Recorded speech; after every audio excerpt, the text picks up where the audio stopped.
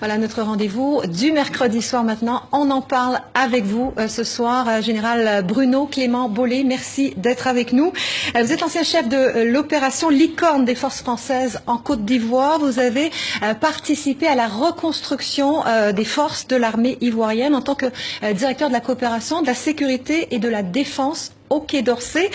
Ça tombe bien parce que ce soir, on va revenir donc sur la mutinerie des derniers jours. 4 morts selon le dernier bilan du gouvernement ivoirien. Alors, l'unification est-elle impossible au sein de l'armée ivoirienne?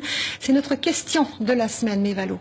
Mais d'abord, qui sont ces mutins? Je vous propose d'écouter la réponse de notre correspondant à Abidjan, Angerman Gnani. Ils sont 8400 soldats ayant combattu au sein de la rébellion en 2002 aux côtés de Guillaume Soro, alors que le pays était coupé en deux. À la faveur de plusieurs accords de paix, mais principalement de l'accord politique de Ouagadougou signé en mars 2007, ils ont été enrôlés dans l'armée nationale en 2009 sous Laurent Gbagbo. À l'époque, les accords prévoyaient des primes et des avantages liés à leur insertion dans l'armée.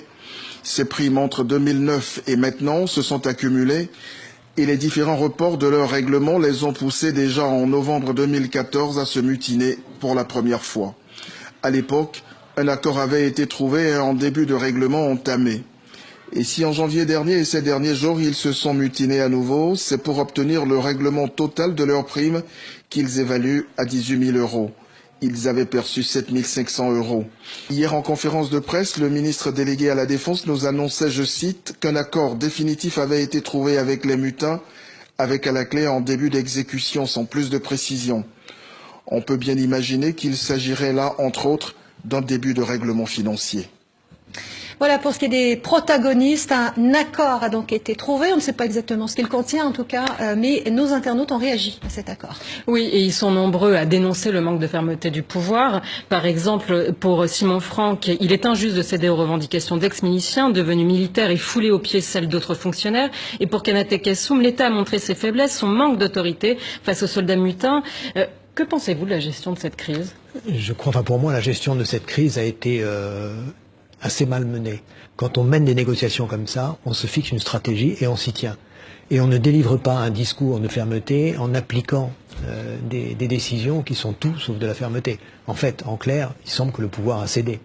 Donc vous partagez le sentiment des internautes? Oui, bien sûr. Vous savez ce que contient l'accord qui a été obtenu? J'imagine que les revendications, c'est-à-dire les 7 millions de francs CFA que réclamaient en plus des 5 millions qu'ils ont déjà touchés, ces ex-combattants-là, il y en a eu d'autres, hein, oui. Ils l'ont reçu. Certains téléspectateurs s'inquiètent également de l'état de l'armée ivoirienne.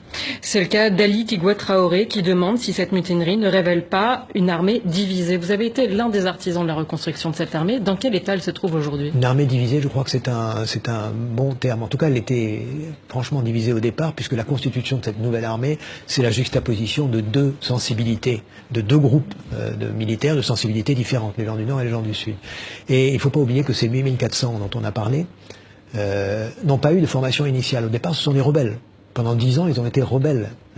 Et donc, ils ont été recrutés sur le terrain sans formation initiale. Donc, ce sont des soldats un peu particuliers qui n'ont pas se comporté, qui n'ont pas appris les règles de comportement, la rigueur et la discipline qui est propre à tout soldat et qui lui permet de s'inscrire dans une armée et de s'y comporter correctement. Alors justement, mais beaucoup de commentaires nous sont parvenus sur les motivations réelles des mutins. Pour Djibril Moutanga Diallo, il faut que la Côte d'Ivoire enquête pour vérifier si les mutins ne sont pas manipulés par une main politicienne. Et pour Salim Abdoul Salam, ces mutins étaient les compagnons de Ouattara hier. Alors pourquoi pendant 5 ans ils n'ont rien réclamé? Et il demande Guillaume Soro dans tout ça. Alors c'est un peu, il y a du vrai, il y a du faux là-dedans.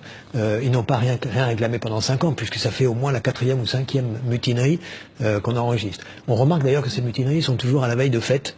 Des fêtes où il faut un peu d'argent pour subvenir aux besoins de sa famille. Je rappelle qu'en novembre 2014, juste avant les fêtes de Noël, il y avait eu des revendications. Récemment, en janvier 2017, juste après une fête qui a coûté très cher, il y a des revendications. Et là, je vois que le Ramadan approche et que... Alors, je suis pas sûr qu'il y ait manipulation au départ. En tout cas, il faut faire attention à une possible récupération de ce mouvement. Alors, un mot de l'avenir de l'armée ivoirienne. Et avec cette mise en garde de Nelly Sidibé, pour qui, lorsque les militaires prennent des armes pour revendiquer des primes et qu'on acquiesce à leur demande, on crée des précédents. Vous êtes d'accord? Rappelons quand même qu'il n'y a eu aucune sanction de prise contre ces mutins. Peut-être que les militaires que vous êtes, ça choque. Je ne sais pas si on peut les qualifier de mutins. Oui, en l'occurrence, parce qu'ils se sont mutinés contre la hiérarchie. Mais je voudrais souligner que cette armée est fragile. Elle est fragile pour les raisons qu'on a soulignées tout à l'heure, et qu'un outil, quand il est fragile, il peut être aussi dangereux s'il est mal commandé. Malheureusement, les chefs de l'armée ivoirienne ne sont pas forcément les meilleurs. Au moment de la reconstruction de l'armée ivoirienne, tous ceux qui étaient de sensibilité du Sud, enfin du président Gbagbo, ont été mis un peu à l'écart, et ce sont malheureusement les seuls qui étaient formés. Et ceux qui sont arrivés sont des chefs qui sont mal formés, qui sont... Alors, une armée qui est fragile et qui est mal commandée, elle est dangereuse. Alors la solution pour vous, c'est quoi? C'est la formation? Je crois que la solution pour moi, c'est peut-être reprendre la réforme du secteur de sécurité, qui a été à mon sens mal exécutée. Les choix avaient été bons, mais l'exécution de cette réforme du secteur de sécurité, qui a été confiée à une entreprise privée américaine qui elle-même a sous-traité à une vague officine de consultance tenue par un ancien colonel français, dont on se demande s'il avait le niveau de ce qu'on parle là quand même de la reconstruction d'une armée. Et à mon sens, ça a été mal exécuté. À cela, il faut rajouter le manque de réconciliation. Il n'y a pas eu de réconciliation au départ. Comment voulez-vous? Une armée solide, c'est une armée qui a de la cohésion. Pour avoir de la cohésion, il faut d'abord bien s'entendre. Et c'était peut-être pas le cas, et il n'y a pas eu ces programmes de réconciliation par lesquels on aurait dû commencer.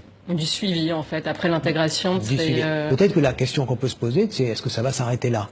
Est-ce qu'il n'y a pas des risques de débordement?